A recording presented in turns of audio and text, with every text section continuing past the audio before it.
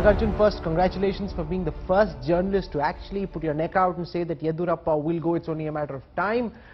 Do you know at this moment who's most likely to come in and why? A lot of names are going on. It's all about caste combinations, and they still have not finalized on a name is what we are picking up. They're still working out on caste combinations. Will Lingayat be the next Lingayat candidate, be the next chief minister? Will it be a good choice, or will it be a non-Lingayat? Will there be a backlash of Lingayats then? That's the permutation combination that they're doing, but at least they've got top 3 names. If it's a Lingayat, it might be Basavaraj Bommai. If it's a non-Lingayat, it might be a Vokkaliga. And also Prahlad Joshi, who is one of the front runners today, because he also met the Union Home Minister and the party president to discuss Karnataka politics. So in the next couple of days, we will have a clearer picture as to who is closing into the chief minister post in Karnataka. The Lingayat vote bank is firmly behind the BJP, and I don't see the Lingayats moving away from the BJP. They don't have a choice. But the BJP cannot be seen as alienating them. So it has to be a leader who's amenable to the Lingayats, whether it is from the Lingayat caste or not. It cannot be completely a contrarian caste to the Lingayats. It also has to be a leader who's amenable to Yediyurappa. While I think the message is very clear that Yediyurappa was told to put in his papers and then talk. The party high command was firm, according to most indications, that they didn't want to negotiate with Yediyurappa and announce a successor before he stepped down. I think unlike in Punjab, where you had Captain Amrinder Singh and Navjot Singh Sidhu washing dirty linen in public and making a mockery of themselves and all that the Congress perhaps stands for. In this case, I challenge you, Rahul.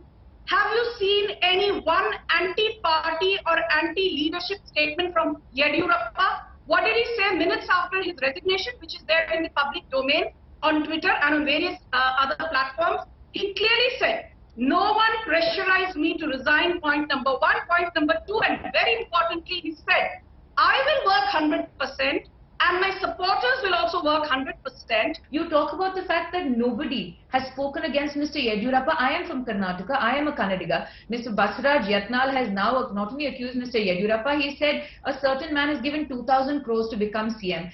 Ishwarappa, the RDPR minister, has said that Yediyurappa did not let me function. There was a large letter floating of BJP MLAs saying Vijayendra, the son of the chief minister, was basically handling everything and was super CM.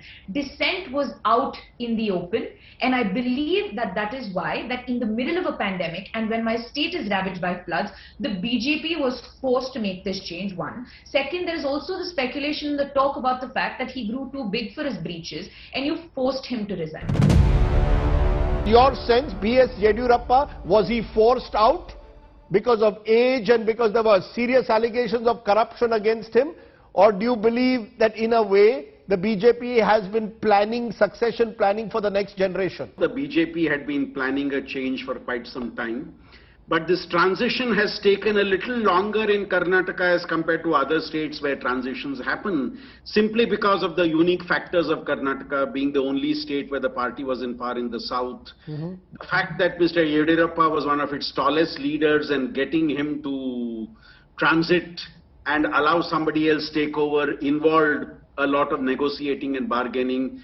9 years back when this happened, he rebelled against the party. So there were so many factors involved that when you made him chief minister, when he crossed 75, and now after 2 years as chief minister, you want a change of guard.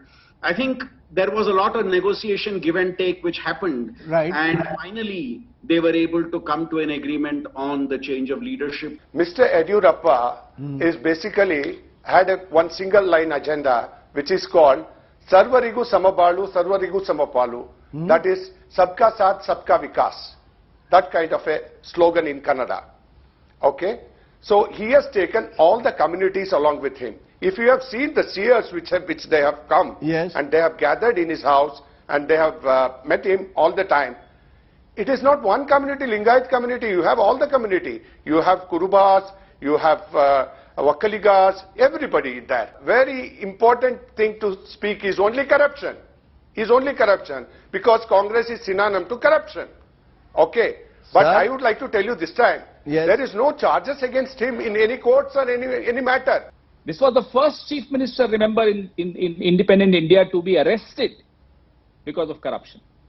So if corruption is the issue, please promise that you will start an inquiry against his corruption. If you don't do that, then in 1 month, this is a second example of BJP easing someone out, helping that person out. One was Ravi Shankar Prasad. There were charges of corruption against him, massive corruption in BharatNet. And the other is Mr. B.S. Yediyurappa.